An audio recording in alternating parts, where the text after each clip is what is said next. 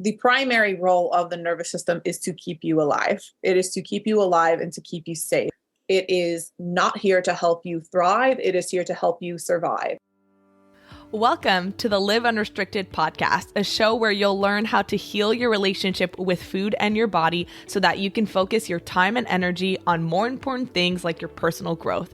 I'm your host, Sabrina Magna, food freedom coach, and my mission is to help make your life happier and healthier without stress, overwhelm, or guilt about food. If you love the show, please do go out and share it. And if you're looking for support with your relationship with food, details about my programs are in the show notes. Thanks for spending time with me today. Now let's jump in. Welcome back to the podcast, my friend. And you are going to be so happy that you tuned in today because I have a really special, really valuable, and powerful episode for you. I am so honored to have one of my really great friends. We've gotten connected in the past year and have gotten really close, and she is amazing when it comes to regulating your nervous system and tapping into those things that not many people talk about when it comes to achieving new goals, creating a new life, and expanding beyond what you thought was possible. So this episode is going to be really valuable for you if you feel like you carry a lot of your past with you as like this really heavy backpack on your back. You carry a lot of your past failures, a lot of your negative self-talk, and as a result, you've kind of created limitations as to what you think is possible. Every time you try something new, right away you have this mentality of it's not going to work, you're going to fall off, you never are able to stick to anything. And this is also going to be really, really valuable for you if you know that you want to have a healthy relationship with food, you know that you want to break free from diet culture, and you can understand a lot of concepts intellectually, like it all makes sense. No food is good or bad. All bodies are good bodies. And you can even tell other people that, right? You can see that other people's bodies are valuable. But when it comes to you, there's like a really big piece of resistance. You have a hard time changing the way that you think and rewiring your thoughts, and you don't know why. And here's the thing, mindset is important. It's really important. Of course, we talk about that a lot on this podcast, but it's not the only piece of the puzzle. And this is something that has become really clear to me in the past few years as I've been growing professionally and personally. I've been working on myself. I've been working through a lot of my own subconscious blocks that were holding me back. And I've been teaching it to my clients, and I've been seeing a massive transformation so much quicker and faster than ever before. And that piece that's missing is nervous system regulation. And that's what we're going to be talking about today with an incredible trauma-informed master mindset and money coach with 18 years of experience helping others reach their financial goals, my friend, Rebekah Kyger. Now, you might be thinking, well, she's a money coach. Like, this isn't what this podcast is about. But the thing is that what she does when it comes to nervous system regulation, it helps and it's applicable in all areas of your life. Because if you have a dysregulated nervous system, then you will be constantly living in survival mode. You will have a really hard time tapping into your critical thinking and your creativity, and you're always going to be running on autopilot. And I don't want to give too much away because she is going to blow your mind in our conversation today. So you're going to hear us talk about why it is so easy to give our power away and to live life as a victim and to see life as happening to you instead of creating the life that you want. And that's how so many people get stuck in this hamster wheel of wanting to change, but not seeing it as possible or not seeing yourself as responsible for creating bring that change. So we're going to talk about how you can reclaim that power.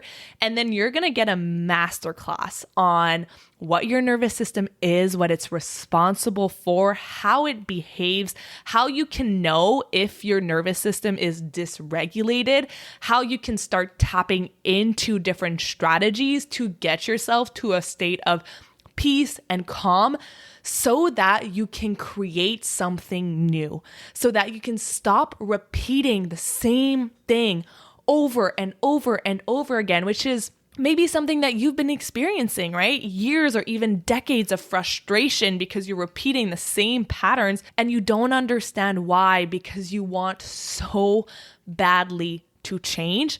Well, you're going to get all of those answers and so much more in today's episode. So you're going to want to stay until the very end because she gives a really amazing tip and strategy to bring yourself into the present and to regulate your nervous system so that you don't have to turn to maladaptive coping mechanisms like emotional eating, for example. So let me present to you the amazing Rebekah Kyger. I'm so excited to have you on the podcast because it's really fun to get to do interviews with friends and people that I really admire. And you continuously blow my mind by how much knowledge you have. And you have helped me so much when it comes to understanding my own blocks that I didn't even know that I had and helping me learn about my own nervous system. So I know that you're going to have so much value to provide to my audience, and I'm so grateful that you're here. Oh, thank you so much. I'm so excited to be here. This is such an honor. Yeah. So I always like to have you share a little bit about how you got here, and you specifically have an amazing story, an amazing origin story. So can you start by telling my audience and my listeners a little bit about your background and how you became a nervous system regulation expert and a master mindset coach?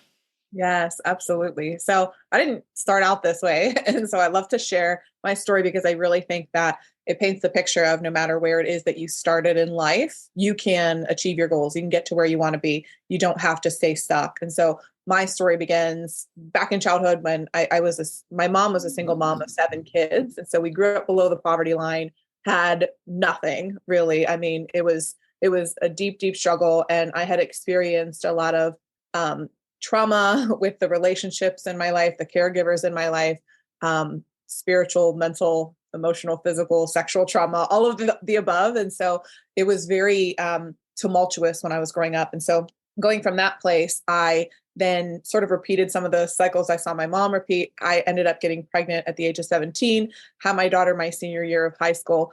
And college just wasn't an option for me. I still graduated with honors, but I, knew that I just had to get to work. And so my career, that's kind of where the hamster wheel started for me, which was getting into the financial industry, which was a blessing in disguise because I really got the opportunity to, from a very young age, start to study people who were successful versus people who weren't. I never had access to any of that information. When I was growing up, there was no one wealthy that I even knew. Like I just didn't even know that was a thing. And it never even dawned on me that it would be possible for me to escape the reality that I was in, right? Or I kind of felt like I was just going to be in the same position that my mom would have been in. And so really where things shifted for me is when I met my mentor. And he happened to see more in me than I saw in myself. And he kind of took me under his wing and we started to set goals. It was my first concept of SMART goals and understanding how to actually manifest. And so at the time, I remember him asking me a really specific question. And I work with clients around their relationship with money and how it relates to the nervous system. But really, how you do one thing is how you do everything, right? And so we'll get into how this all ties into other areas of your life. But I remember him asking me, if you can make any amounts of money in the world, like what would you want to make? And I remember I was probably 23, 24, and I was making about $60,000 a year at the time, which I thought I had made it. I was like, what do you mean? Like, I almost was offended by the question because I was like, I'm already doing well. Like, do you know where I came from? Do you even know what I had to overcome to get here? And I was like a little bit like bitchy about it. And he was like, just humor me. What would that number be? And so I started off with like a really low number and said like 80,000. And then He was like, seriously, if you could make any amount of money in the world, you would only want to make 80,000. I'm like, fine. How about 100,000? Whatever. Sure. I'll make 100,000 with no concept of actually being able to make it happen. Fast forward 9 months later, I hit my first 6-figure year, and it's only gone up from there. And that was my first real understanding of the power of a couple things. Number one, the power of a mentor. Number two, the power of setting goals and actually having someone come into your life and see more in you than you see in yourself so that they can help you get there, and aligning yourself and locking arms with someone who is already where it is that you want to be because he was living that lifestyle. So anyways, fast forward now, I quit my corporate job at the end of, it was very, very successful career in the corporate space, but at the, mercy of burning myself out. So about 2019, end of 2019, I quit my corporate job, left that space and started my own business. And so now I help my clients with healing their relationship with money so that they can actually go from wherever it is that they are to becoming what I call the wildly wealthy woman, and actually having a life where they can do what lights them up and fulfills them and be able to make money in alignment with their soul's path. And so now I work less than ever before, and make more than I ever have on autopilot. And it's just a beautiful kind of full circle thing in my life. So I love giving that back because I understand the power of a mentor. That's incredible. And I remember when you first told me the story, you said it in like such a nonchalant way. And I don't think you realized how incredible it is to come from, and I'm sure that like part of you does, but to come from where you were, it's so easy to believe, especially when it's like generational cycles, to just believe that this is how it's always going to be, and to be the person who's going to break that cycle. And I know that, you took a different path from a lot of the members in your family. What do you think it was? Do you think it was really that mentor who made you see like, oh, this doesn't need to be your path? Like there is another opportunity and a new future for you that's possible? 100%. Yeah. It was a combination of that and also this inner voice that I had never really understood how to explore, which is now like a very loud voice. It's a very present voice in my life. But from the time I was a child, I always knew that there was something different, that there was something special. I was voted like most likely to succeed before all of this, in school and all that, like before all of the trauma, or at least like some of the bigger T trauma that I had experienced. So I knew that there was something, but then life really beat me down, and I'm not a victim here, and I don't claim to be, and I'm not asking for any sympathy as far as that's concerned, because I see myself as a victor, right? But at the same time, I believe that it started with this inner voice of knowing that there was something more.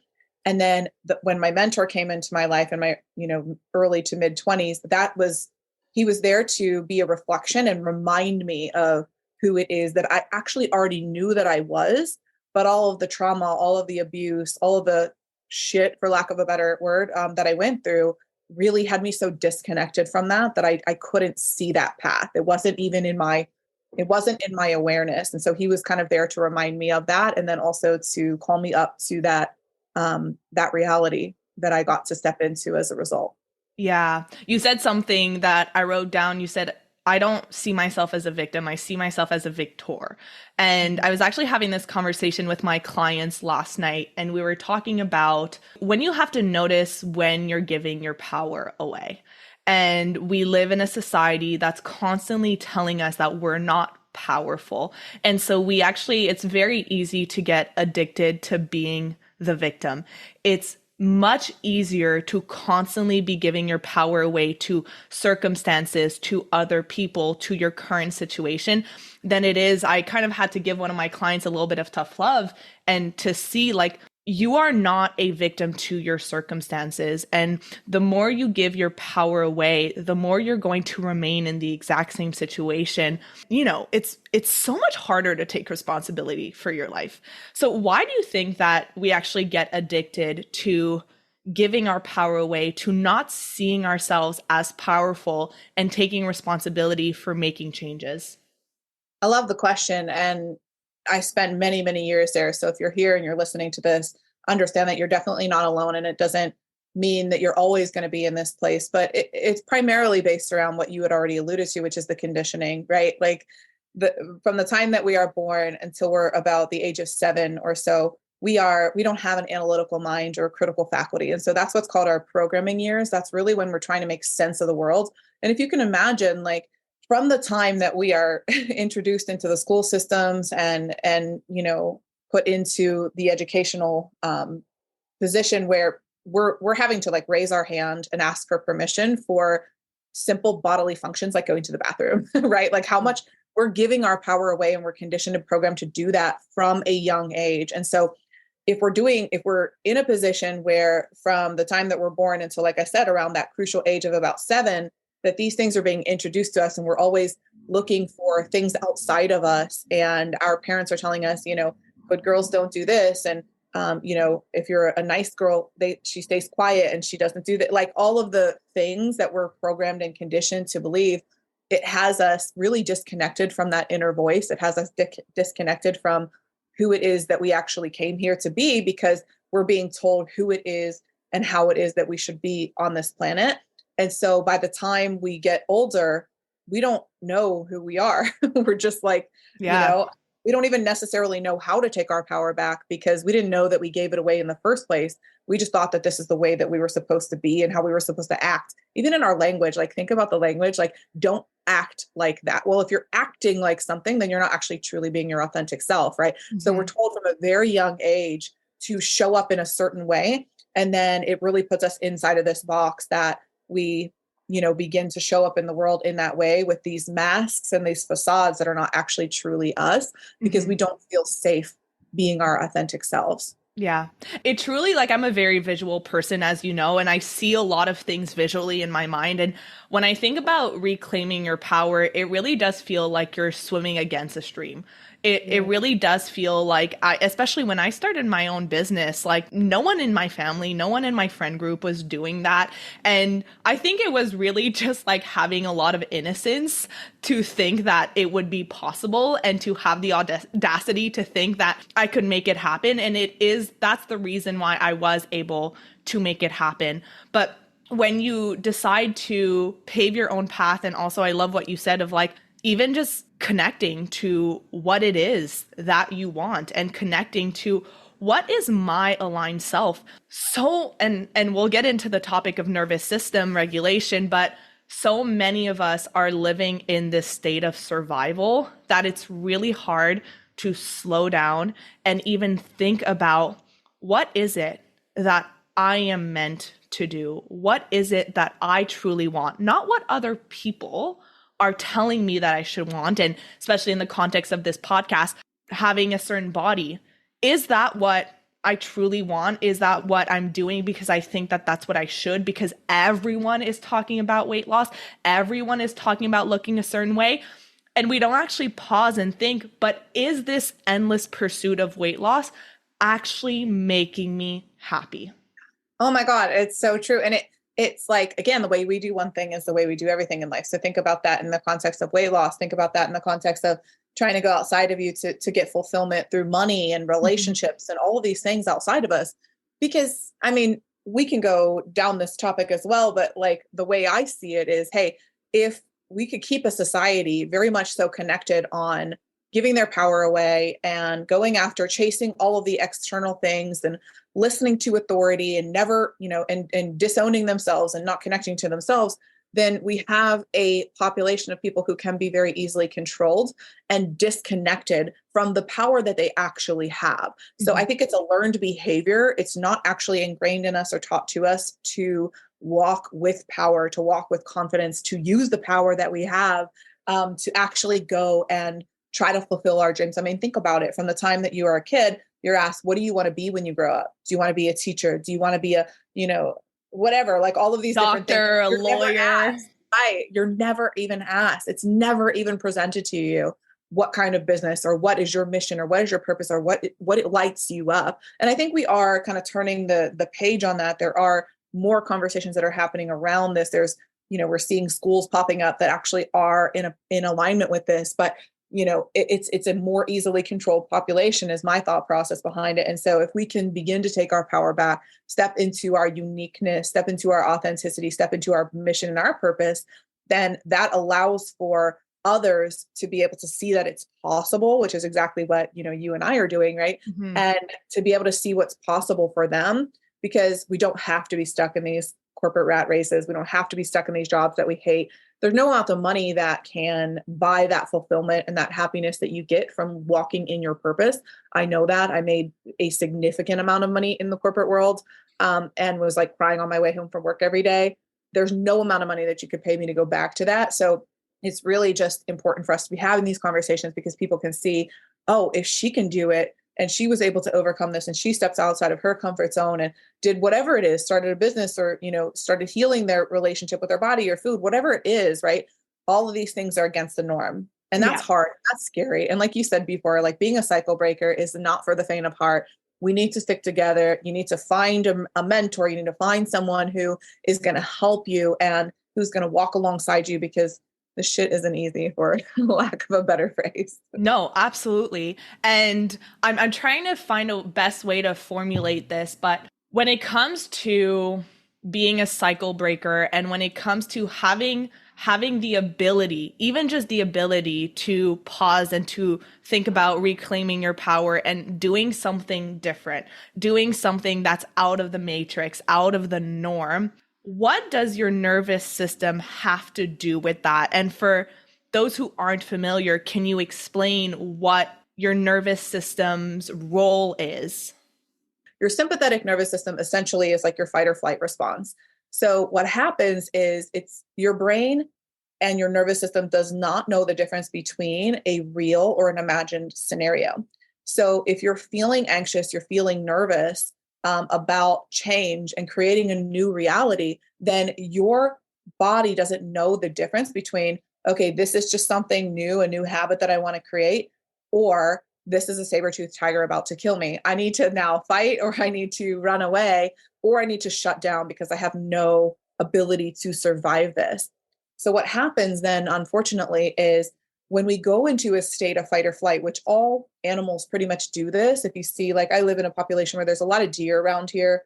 And so you'll notice, like if you're driving by or walking outside, you see the deer kind of look up and its tail goes up. And it's like, that's a nervous system response. That's the survival response. But then it kind of assesses the situation and comes back down. And then it just like, that's what we're supposed to do as well. We're supposed to have this. The nervous system isn't a bad thing. It's here to keep you alive. That's a good thing. But we don't actually know how to come down from it because we are constantly in these survival responses. So we're always, stressed about work and stressed about relationships and stressed about our body and stressed about finances and stressed about if we're doing things good enough and if we're not doing things good enough and all of the things that are stressors. Humans are under so much stress. And so that's why they say, stress-induced illnesses is the number one cause of death in the US here. I mean, I'm here in the US and I'm sure that's international as well. And the reason that this happens is because when your body goes into an activated state of fight or flight, essentially all of the energy that is used to rest and digest and heal has now all gone to your extremities so that you can either fight off the threat or run away from the threat. So that energy is not then there to help you repair. That's why, like, when you're in a place of stress and survival, you have a hard time sleeping. Mm-hmm. You feel nauseous or sick, or like you can't even think about eating. Your digestion is all off. Exactly. All of those things happen because of your nervous system. And so all of that energy that's there to help you be creative and help you to heal and help your body to do what it's supposed to do and actually allow you to thrive is now all in your extremities, and it's stuck there. And so what happens is we get stuck in these survival responses and we don't know how to bring ourselves down. We don't know how to complete the stress cycle. We don't know how to move ourselves out of this space. And so it can be very, very difficult to go throughout life trying to do anything new when you're constantly in a place of survival. Yeah. I love what you said about how our nervous system doesn't know the difference between a real threat and a perceived threat. And now that I'm super aware of how my own nervous system works and the different responses and how it feels, and we can even go into like how does it feel and what are some signs and symptoms of nervous system activation. But I have a perfect example of just me this morning. I've definitely been overworking, and you and I both know that that's something I'm working on. And I'm very aware of how it affects my nervous system when I do that. Because when I start overworking, I actually start creating scenarios of stress in my life that aren't necessarily there. And this morning I woke up and I was definitely in a freeze response. Like I was feeling super lethargic. I didn't want to move my body.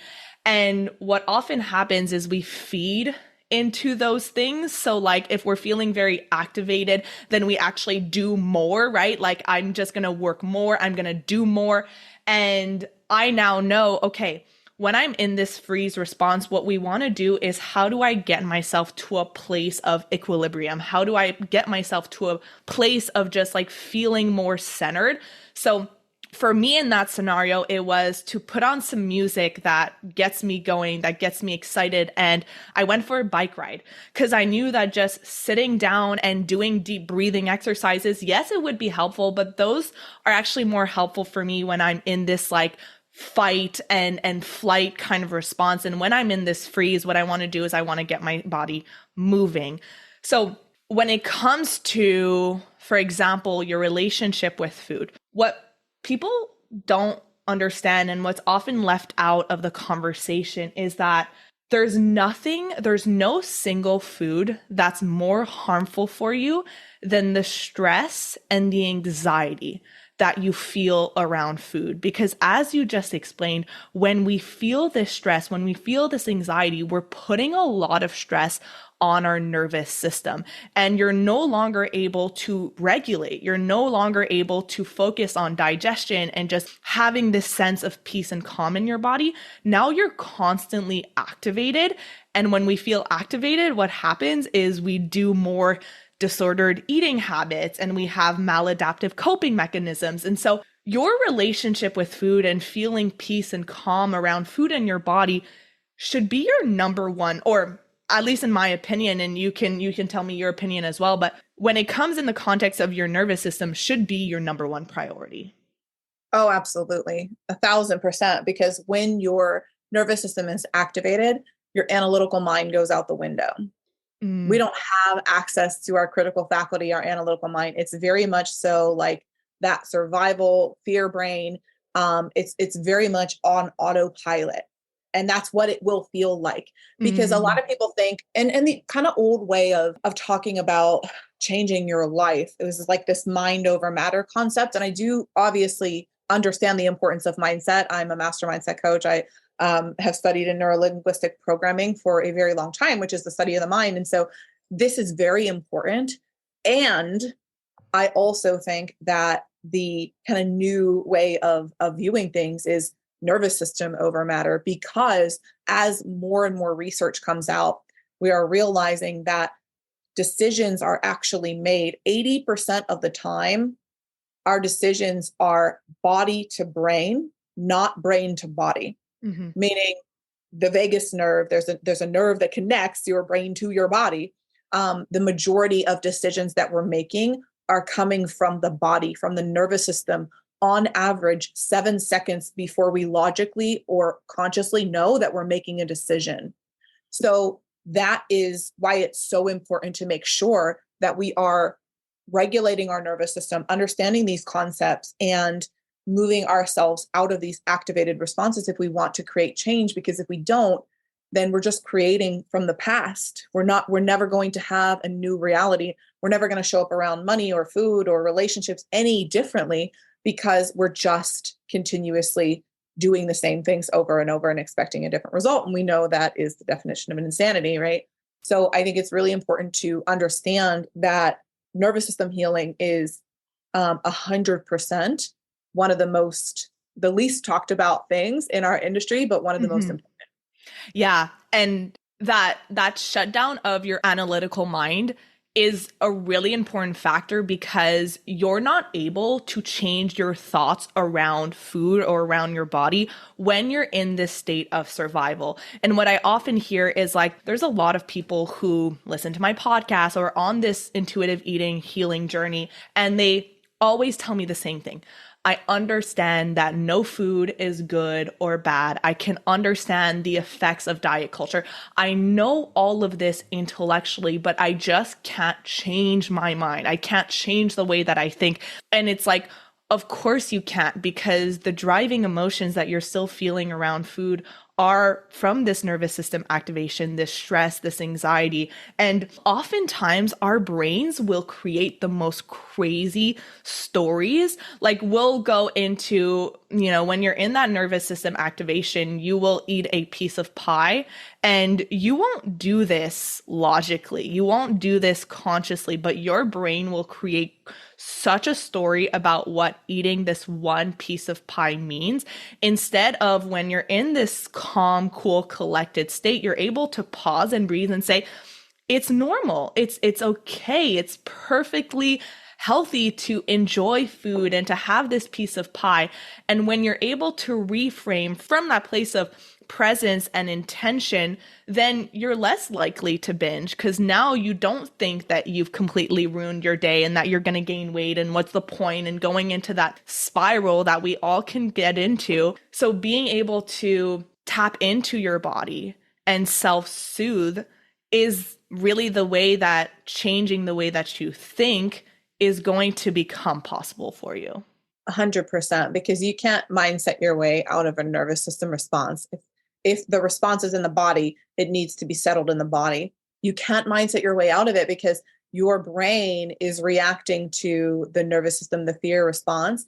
And so, and I also just should caveat that I had a lifelong eating disorder myself, which in my 30s is probably about the last 4 or 5 years or so, is really when I started understanding how to begin healing from this. And this was a huge part of that conversation. So I know that a lot of times our brain, and again, this is the way that it works in every area, is we'll go to the worst case scenario.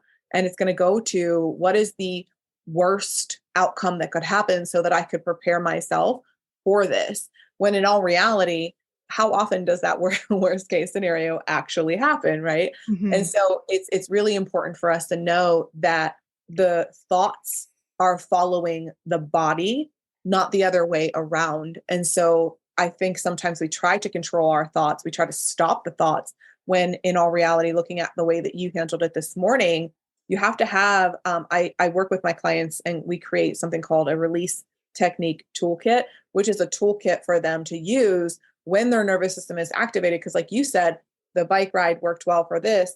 There's different states. There's hot states with your nervous system, and then there's cold states. I can go into those states as well, because you need different things for each of them. And so everyone's nervous system is going to be very different. The way that we're going to show up is going to be very different. Our activation, our triggers, all of it's going to be very different. And it's about cultivating that communication and that language with your body to understand what it's saying, why it's saying it, and to be able to move through and soothe yourself in the process, because that's really going to be the only way to, like you said, come back to the present, cultivate present, because we can't create something new from the past. We need to create it from the present. But when we're in that fear and survival mind all of the time, we are constantly living our lives from the past or the future and never in the present. And the present is actually where we can create something new. Yeah, we're living into an undesirable, scary future. And then what we end up doing is we repeat the past out of fear of creating that future. And what happens is we live into that future because we're living from the past. And what was really helpful for me when I started doing therapy is, and we've talked about this too, is we often don't want to do this. We often don't want to give light and bring awareness to what the worst case scenario is that we've created in our mind. And I know that you use this analogy of there's this shadow in the room, right? And when we don't want to look at it, we think it's like this monster in the corner. And the more we kind of push it down and we try to avoid what that worst case scenario is, it takes power over us. It feels scary because it just lives in our body and we live into it. And when I started doing therapy, I started getting really good at bringing, okay, what is the worst case scenario that I've created in my mind? How do I bring it to my awareness? And when you shed some light on it, you realize that it wasn't a monster. It was just some teddy bear in the corner. And when you can shed some light on your worst case scenario that your mind has created, you'll often see how irrational and illogical it is. But unless you do that work, if we take the example, I hear this often, like, why does one cookie cause so much anxiety and stress for me? Like, why am I so obsessed with food? And it's like, okay, well, what does that one cookie represent for you? If we were to go dig down and down and down, it often is like, okay, well, this one cookie is going to make me gain weight. If I gain weight, my husband won't love me or my family won't love me. I'm going to be excluded. People are going to make fun of me. People are going to talk about my body. And if you really start going down that rabbit hole, it all comes down to, I'm going to be alone, right? I'm not going to be part of the social group. And that's like a really basic fear that we have, is we want to be part of a social group. And so when you can bring light to what is the worst case scenario that my brain has created, and you see it in front of you, then you can actually start working through what's the truth here. 100%. Because when we're children, it goes back to, like you said, that connection. We have these core needs as children, and one of them is to have that connection, because what it represents is survival. We can't actually take care of ourselves. Like, if we were truly abandoned as a baby, we would die. I mean, so our nervous system is like, okay, you don't have what you need. You're not getting what you need, or you're going to go down this path. You're going to die. Like, that's literally what it believes. I remember having these thoughts around, as I work with my clients around money.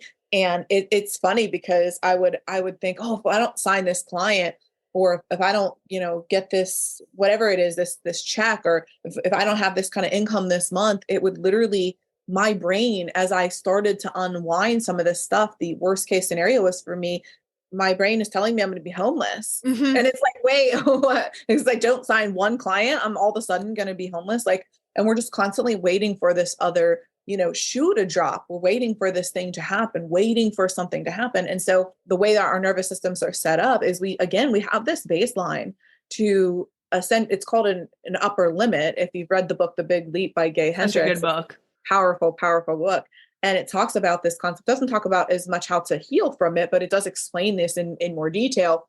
And so we have these kind of thresholds to how much goodness, how much happiness we can actually withstand before we go and then self-sabotage it based on our childhood. So we really want to expand that capacity to hold on to good things, hold on to positive emotions, hold on to, these powerful things that we actually desire. And awareness is actually the first step in really being able to begin to heal this. And I have a whole method that I've created around this, but the first step in my process is cultivating awareness to where it is that you are actually showing up in this way. Where are you, cultivating self-sabotaging tendencies? How long can you hold on to good feelings? How long can you hold on to the ability to have goodness in your life and positive relationships? Again, money, food, right? Your relationship with food, like, these are all things, there are different areas of your life, and there are going to be nuanced differences throughout that. But what an upper limit is really this concept of, again, how long can I hold on to something good before my nervous system reaches its capacity and it wants to go into one of these survival modes where it begins to self-sabotage. And if we can learn how long we can hold on to that, then we know that the goal is actually not to be perfect. It's not to be a 100% in abundance and love and joy and happiness all of the time, because that's not realistic. The goal is, how much longer can I expand my capacity to hold on to this good feeling before I sabotage it? And that is going to get longer and longer and longer as you go. Whereas before, like in my scenario, I would be depressed for years, or decades of my life before. And then it went from that to a year, and then it went to 6 months, and then it's 3 months, and then it's a month. And then now it's like a couple hours at the most, like a day, where I'll have those low vibrational feelings. But I can easily pull myself back out of it because I have the tools and I have the capacity. It's not about not, the shoe never dropping or any, it's just like, hey, if the shoe drops, that you have the tools to pick yourself back up. And that's Mhm. what it is. When you can cultivate that safety and that presence within, then you know that no matter what life throws at you or what comes your way, you're going to be able to work through it and handle it. Yeah, there's a quote that I had seen, and it was, you're not healing to be able to handle the trauma. You're healing to be able to handle the joy. And that like wraps right into this conversation because and I know I do this too, is like we think that if we prepare for something that might happen in the future, if we prepare for the worst case scenario, then we're going to be able to handle it better. And we're not doing this consciously. It's really like our nervous system trying to protect us, saying, okay, let's always look for threats. Even if they're not there, let's look for threats. Let's look at your past and what are things that have happened in the past. If we're in the context of healing a relationship with food, okay, well, let's look for when you're going to fall off of this. Let's look for when you're going to quote unquote fail again, because you've done that so many times. And I've, in the context of business, like I've definitely done that where and obviously I think I've gotten a lot better in the past few years. It's not even wanting to set high goals out of the fear that you're going to be disappointed. And I always say to anyone in my life who's like not wanting to reach for high goals, it's like, you're going to be disappointed regardless, right? Mm. Whether you set a high goal or not, now what you're doing is you're just living in your worst case scenario where you're disappointed all the time. And that's predictable. Your nervous system likes that because it can know if we're just living in this like baseline of disappointment and like unfulfillment, we know tomorrow is going to be the same. But when you're happy and when you're enjoying things, then, oh my God, what if this all gets taken away from me?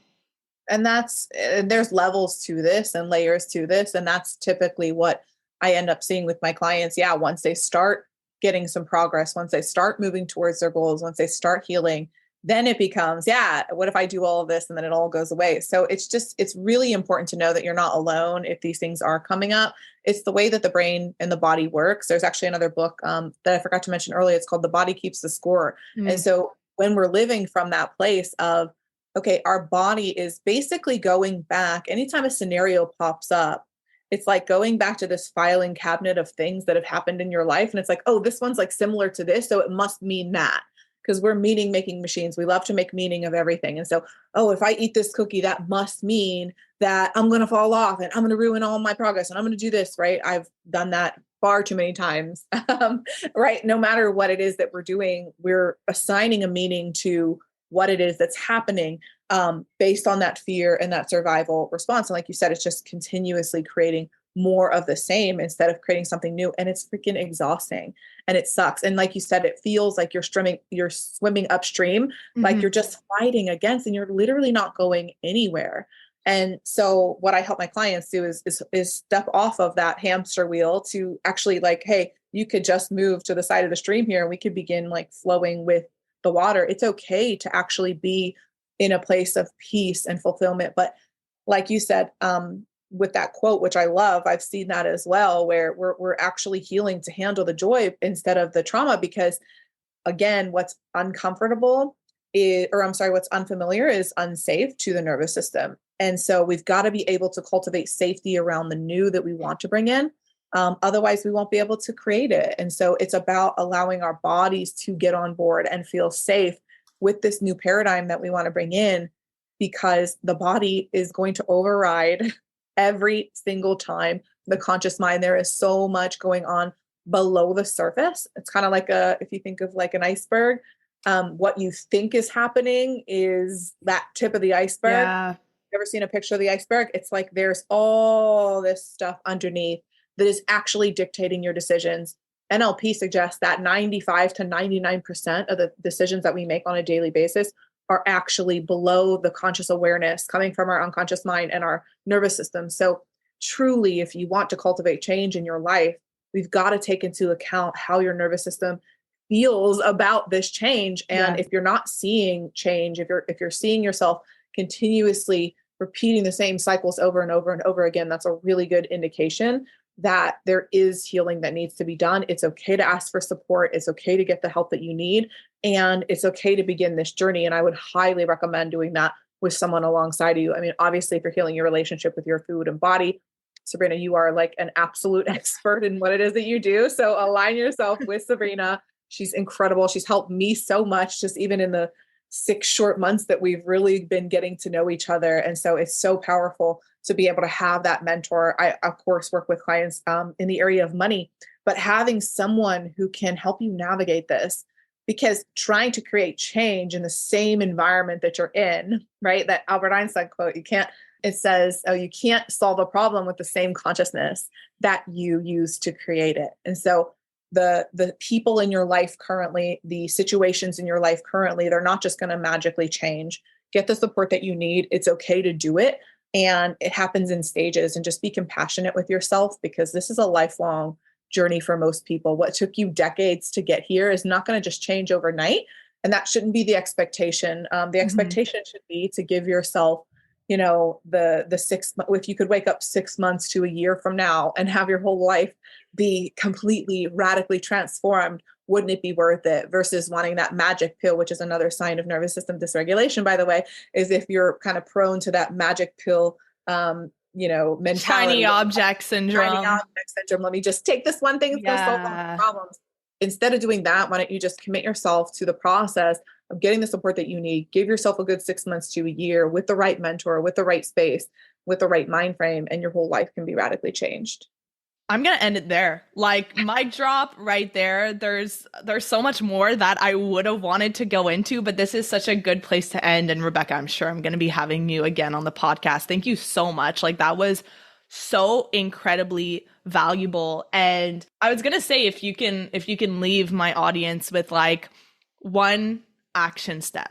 And I know that you mentioned getting a mentor and starting to really like evaluate your expectations and evaluate like what's important to you. But what would be like someone who wants to start learning and wants to start connecting to their nervous system and really just being in touch? Like, I know that for me, every time that I feel activated now, I'm able to slow down and just, I'm safe.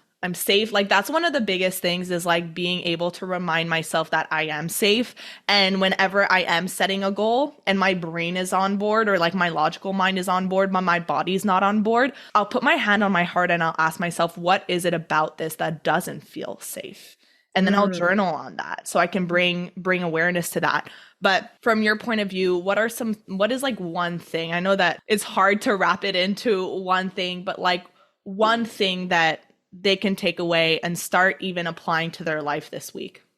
Yeah. So just what you said, I love that, because cultivating awareness is the first thing. So if we understand that the nervous system is activated on a real or a perceived threat, then it is our job to tell our nervous system that this is not actually a threat. And so it's more like giving it a suggestion. It's your nervous system is more so asking, should I be afraid of this? So think about it from that lens. If you're feeling yourself getting activated, maybe you have a lump in your throat because you're going to try something new and you don't think you can do it, or you ate that cookie, or you want, like, whatever it is that you're feeling activated around, you got a lump in your throat or butterflies in your stomach, or you're feeling tingly, or you're feeling clammy or sweaty, or just really tense.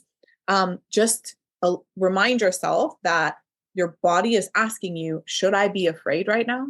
Should I be afraid? Because it's trying to protect you. So all that's going on in the body is not a sign that you're in danger. It's a question of, should I be afraid right now? And so with your eyeballs, you've got to, and your 5 senses really is what you want to start to bring awareness to. With your 5 senses, begin to show your body that it's safe in this moment. So just like you said, one of the best things you can do is use your eyes, right? And so look around the room. I'll look at the 4 corners of the room, and I'm just reminding myself, okay, no one's here to hurt you right now. You are safe. You're just sitting in your office. Nobody is here, because my body's remembering all the things that happened to me as a child. And so I'm like, hold on a second. We're okay. We're just in the office. You're okay. I'll begin to touch, like I'll begin to rub my arms, or begin to use like havening and maybe give myself a hug. You can have a scent that you use. So your 5 senses really begin to take a sip of water, really taste water. I love having incense or a candle going all of the time. Maybe have like a favorite scent. So just get into your body, because again, your physical body feels like it's in danger. And so if it were truly in danger, you wouldn't be stopping to smell the roses, right? Yeah. You would be running away from the thing. So this is where if you were truly in danger, you wouldn't be doing those things. You wouldn't be pausing. You wouldn't be calming down. You wouldn't be slowing down your breath. So your body then gets the signal of, okay, I don't think I should be running away from this. She seems to be just fine. Let's go ahead and calm down. That's one of the most powerful things that you can do, is just get into your body and use your five senses when you're feeling activated. I love that. That's so incredibly helpful. Like, how can I bring myself back to the present instead of in the past or in the future? And that's one of the questions I ask myself is like, am I in the past right now? Am I in the future? Or am I where my feet are right now? So anyone who wants to connect with you, who wants to learn from you, where can they find you, Rebekah? Yes. So I am at Rise with Rebekah. Rebekah spelled with a K, so I'm sure it'll be in the show notes. On all the social media platforms and risewithrebekah.com. I love to connect with like-minded people. So if you are here, you want to learn more, shoot me a DM. I'm more than happy to connect with you and to chat with you about what it is that you might need. Yeah, absolutely. Please do send her a DM. Tell her that you heard her on this episode. And you have a podcast. What's the name of your podcast? It's the Soul Powered Podcast. Amazing. So I help women to live a soul-powered life, a soul-led life, to step into their purpose, step into their mission, and into their power, and regulate their nervous systems in the process so they can actually live a life that brings true fulfillment. I love that. Everything's going to be in the show notes. You can find all the links, connect with her, let her know what was your most valuable insight from this conversation. Rebekah, I love you. Thank you so much for being here. Love you too. Thank you. Bye, everyone. Thank you so much for listening to today's episode. If you found it valuable, I would love if you would share it with someone you know that could benefit. If you're loving the show, don't forget to subscribe over on Apple Podcasts so you don't miss a single episode. I really love hearing feedback from you, so please leave a rating and review over on Apple to help us get in the ears of more people who need it the most. Finally, come hang out with me on Instagram at Sabrina Magna Health for more educational content and get up close and personal with me. Thank you so much for being here, and I'll see you on the next episode.